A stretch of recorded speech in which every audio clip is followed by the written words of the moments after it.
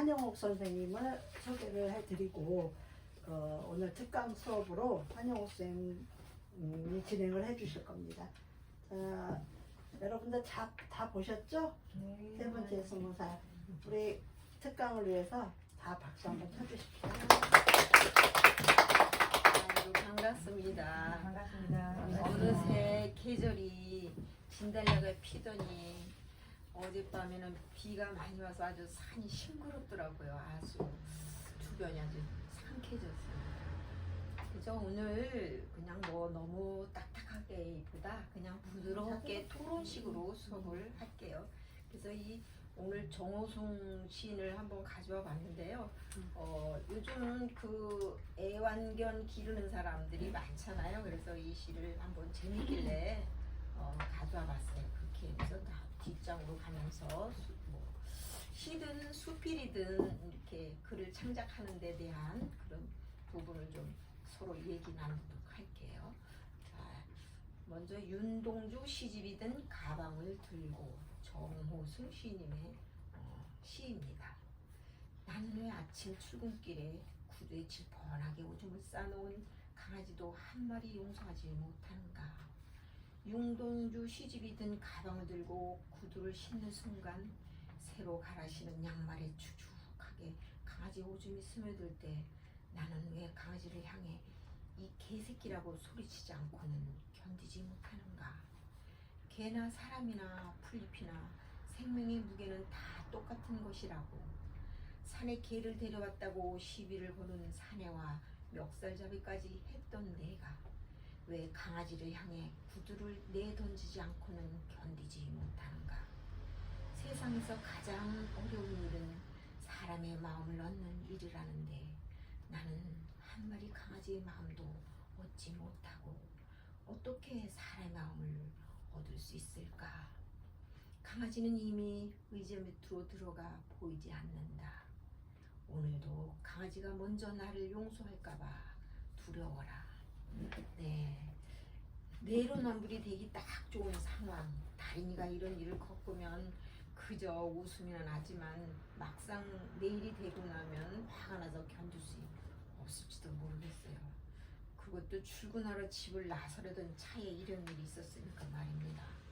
자, 강아지 일상이지만 이런 일로 인해서 일생에 대한 태도는 물론이고 덤으로 웃음까지 얻을 수 있는 재미있는 시 정호승 시인의 윤동주 시집이 든 가방을 들고였습니다. 자, 이 뒷장으로 가면요, 이제 본격적으로 이제 글을 창작한다는 것, 뭐 시나 수필이나 뭐 우리 이영순 선생님도 늘 말씀하셨지만 글 하면 생각이 깊고 푸르고 넓은 세계를 읽는 눈이 있어야 한다. 문학은 나비 언어다. 언어가 가지고 있는 음악성을 살려 리듬감 있게 한다. 예를 들면 자글자글 짖어내면 또 남천서 남품 불 때 나는 좋대나. 이렇듯 속삭이듯 한 언어, 독자와 신뢰성과 친근감을 주고요. 또 차 한 잔을 놓고 조곤조곤 하듯 절대 흥분한 글이 되어서는 안 된다는 거죠. 어떤 사고나 상황을 전개한다거나 추억을 되살려 글을 쓰는 게 대부분이다. 하지만 심리적인 변화도 글로 표현해 보도록 하는 게 좋을 것 같아요. 너무 또 정직한 사람의 마음을 팍팍하게 한다고 그러죠. 자, 참 글이라는 거는 이렇게 내가 쭉 이렇게 문학동네에 오랜 세월 지내다 보니까 많은 사람들이 글을 쓰고 책을 내고 참 많이 있어요. 그래서 진짜 수많은 언어들이 사람과 사이를 넘나들면서 다시 이용하고 이렇게 하지만 참 이게 아무도 쓰지 않은 낯설은 말, 나만이 쓸 수 있는 언어, 이런 게 참 호감을 줄 수 있고 글을 쓴다는 사람으로부터. 그래서 여기 보면 감기가 내게 와서 된통 알았다 뭐 내지는 하지만 이거를 감기가 내게 와서 성공했다 말을 뒤집어서 말한 거죠. 그래서 뭐 좀 신선감이 있다고 볼 수가 있겠죠. 그래서 이렇게 쓰고 싶다, 쓰고 싶다 항상 이렇게 마음에서 이렇게 자꾸 이렇게 주절되잖아요. 그렇지만 이렇게 막상 글을 쓰다 보면 내가 생각지도 못한 말들이 튀어나오더라고요. 그래서 자신도 모르는 묘사가 나오고, 그래서 글을 써놓고 나면 아 이거구나, 와 내가 이렇게 아주 멋진 표현도 했네. 이래서 글을 쓰는 사람들은 보람을 느끼고 어떤 성취감을 느끼는 그런, 저도 그런 경험을 해본 적이 있어요. 자, 그리고 이제 문장의 조건이라고 할까요? 자, 하고 싶은 말을 처음부터 나열하지 않는다.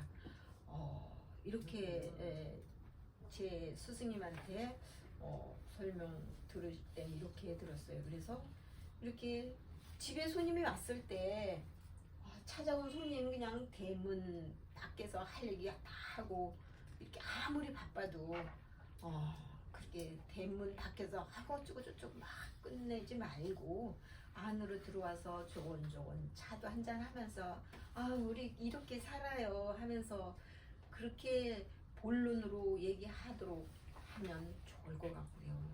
또 이렇게 환경 설명 묘사할 때 이렇게 글을 쓰다 보면 환경을 묘사할 때가 있잖아요. 그러면 뭐 중간에서 앞으로 이렇게 들쑥날쑥 하기보다 먼 곳에서부터 차츰차츰 이렇게 온다거나, 아니면 가까운 데서부터 차츰차츰 멀어지는 이런 식의 순서를 두고 환경 설명을 하면은 보는 이들한테도 항상 안정이 되고 이렇게 더 그런 아름다운 글이 될 거라고 생각해요.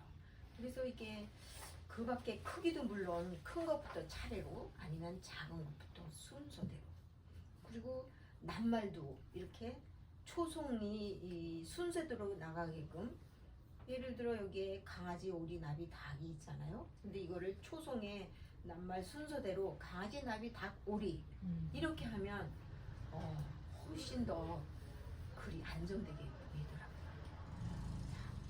이 뭐 우리 선생님들 뭐 또 이렇게 좀 의문 나거나 저는 그렇지 않다고 생각되는데요, 이렇게 좀 뭐 의문되는 얘기가 없을까요? 네, 여기서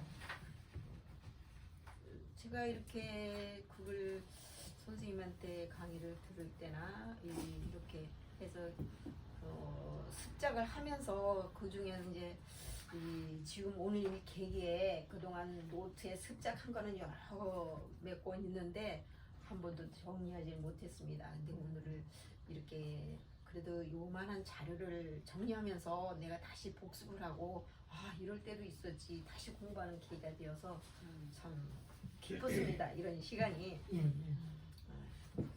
여기서 질문. 네, 질문 있으시면. 네. 선생님, 저는 네. 환경 설명 묘사 여기에 먼 것으로 아니면 가까운 것으로, 이 부분에 어떤 뜻인지 네. 잘 모르겠어요. 만약에 여기에서 요 주변을 정리한다 그러면은 요 가까운 요 카메라가 있다, 현관문을 나서니 차가 몇 대 있고 그 앞에는 누구네 집이 있고 그 너머에는 어느 집 옥상에 먹는 꽃이 피었다, 이렇게 하든가, 아니면 저 멀리서부터 저기에는 목련꽃이 피어서 그 앞을 지나가는 사람들이 쳐다보고 이쁘다 이렇게 감탄도 하고, 들어보니 역시 사무실 안에도 참 둘러보니까 글을 쓰고 싶은 욕망이 생긴다, 이렇게 가까운 데부터 차례차례라든지 요 앞 자리에서부터 점점점 이렇게 점층적으로 이렇게 글을 표현하면 이 읽는 사람도 왔다 갔다 이렇게 정신적으로도,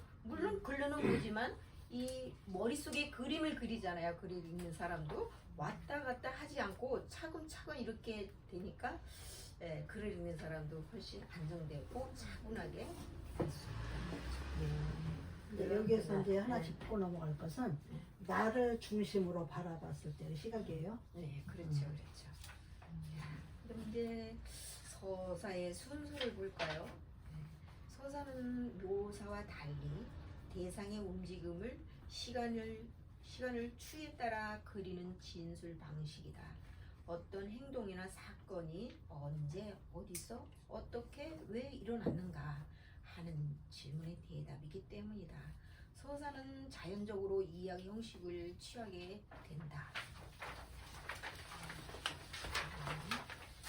순서는 사건 발생의 순서와 일치시킬 필요가 없다. 이제 어떤 이제 수사의 목적은 사건을 기록하는 데 있는 것이 아니라 독자에게 정서를 전달하여 감동을 주는 데 있으므로 효과적이라고 판단되면 사건의 시간적 순서를 바꿔야 한다. 만약에 내가 쭉 있었던 그 환경 설정을 할지라도 그 중에서 진짜 독특한 진짜 내가 이럴 수가 하는 좀 아주 큼직한 어떤 사건이 있다. 그러면 그 사건 중심을 상대로 이렇게 대상으로 해도 그게 더 감동을 줄 수 있다는 얘기죠. 네. 그래서 시간적 순서를 바꿀 때는 이 특이할 때 아주 획기적인 어떤 사건이나 사고 이런 걸 중심으로 할 때 그래서 독자의 호기심을 자극하고 긴장감을 지속시켜서 감동을 크게 하는 효과가 있다고 하죠. 자, 이분의 이 글을 한번 보면 누가 한번 읽어보시겠어요? 10번까지. 네, 수기선의 번호를. 네, 수기는 네. 마흔을 훌쩍 넘겼던 어느 날 부모님이 우리 집에 찾아왔다. 구석방에서 남편을 앉혀놓고 내 이야기를 했다. 부모님이 간 후 남편이 내게 말했다. 자기는 무서운 년이래. 내가 대학을 졸업하자 아버지는 내게 한 푼의 돈도 더 쓰지 않겠다고 했다.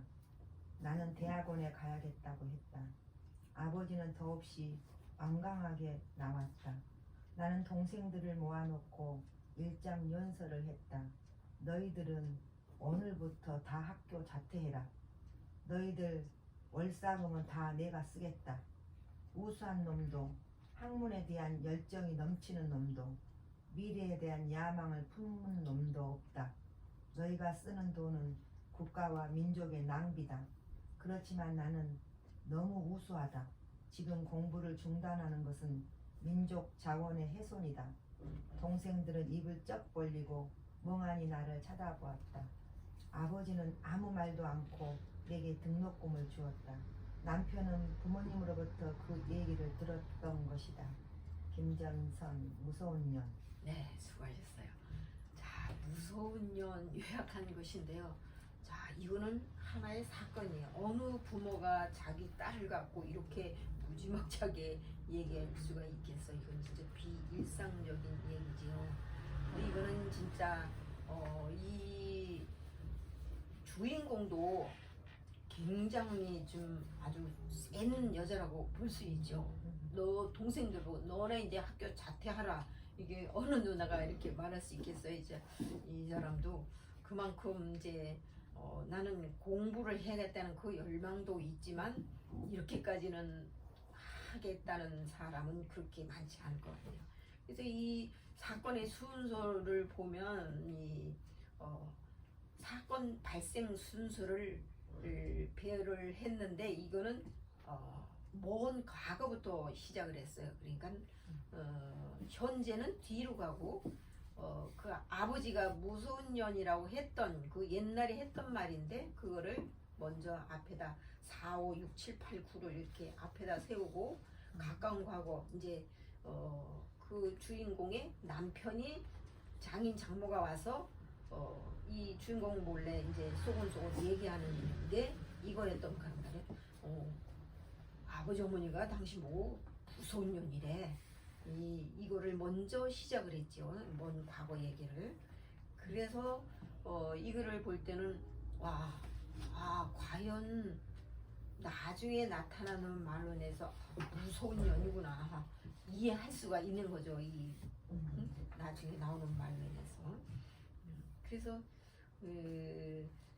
사람들이 참 이런 감정을 주기 위해서 어떤 이제 사건을 포인트를 잡아가지고 거기서부터 이제 말의 시작을 했기 때문에 이 독자로 하여금 긴장감을 늦추지 않고 이 글에서 눈을 떼지 못하게 하는 어떤 수단이에요. 이거는 와 이렇게까지 말한 정도면 어떻게 했을까 끝까지 보게 되잖아요. 이게 물론 요약해 놓은 글이지만 이거보다 더 이제 긴데 이렇게 해서 야 이렇게까지 말할 수 있던 여자라면 얼마나 공부도 더 하고 싶었지만 뭐 한 형제를 해도 공부를 잘하는 형제 동생 뭐 여러 층이 있을 거 아니야. 그러니까 무조건 너희들은 자퇴하라.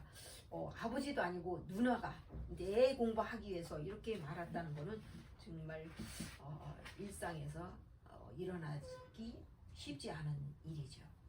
그래서 이 독자들의 마음을 자극해서 긴장감을 늦추지 못하게 하여 감동을 하길 효과를 크게 할 수 있었던 이런 이야기였습니다. 그래서 이 문학이라는 것은 사람의 사상, 감정, 문자로 표현하는 예술이라고 하지요. 균형과 조화를 이뤘을 때 아름다움이 그 자체이죠. 그리고 한 가지 예를 들어보면 뭐 겨울의 끝자락이라고 할까요? 뭐 어떤 넓은 강장에 벽에 기대에 앉아서 어떤 한 중년 남자가 작은 바구니를 안고 앉아 있습니다. 뒤에는 이런 팻말이 있어요. 나는 맹입니다. 그런데 지나는 사람들은 동전 한 입, 지폐 한 장 던지는 사람이 없었어요. 며칠을 지켜봤지만 그저 한두 명.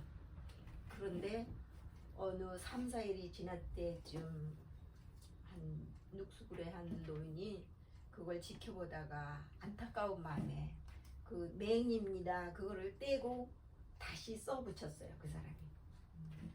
얼마 지나지 않아 봄은 오지만 나는 그 봄을 볼 수 없습니다.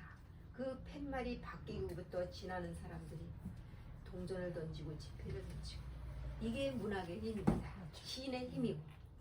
자 이상 제 강의는 여기까지였습니다. 자 여러분의 질문을 좀 들어볼까요? 우리가 수필이나 산문이나 그 의미에 따라서 사람의 감동을 좌지우지하거든요. 그래서 우리 인생은 감성을 자극했을 때 사회가 망가져요. 그 뜻은 무엇이냐면 우리가 저번 강의 때도 얘기했지만 범죄자가 없다라는 것은 그 사람을 영혼을 맑게 한다거나 마음을 정화시키는 것이 문학의 힘이거든요. 그래서 우리는 이렇게 수필 하나에 또 시 한 편에 사람을 감성을 자극하고 감동을 줬을 때 이 사회에 큰 힘이 되는 사람들의 문학인이 아닌가 싶어요. 오늘 강의는 우리 한영옥 선생님 그 특강으로 진행을 했는데 의미가 상당히 깊어요. 그죠? 그 금방 죽을 것 같은 사람의 희망을 바라봐 준다는 거, 또 지켜봐 준다는 것도 가슴 아픈 일이기는 하나 모든 사람을 또 감명 주게 하잖아요. 글이라는 게 그렇습니다. 오늘 특강을 해주신 한영옥 선생님한테 큰 박수 한번 쳐줍시다. 감사합니다. 감사합니다. 감사합니다.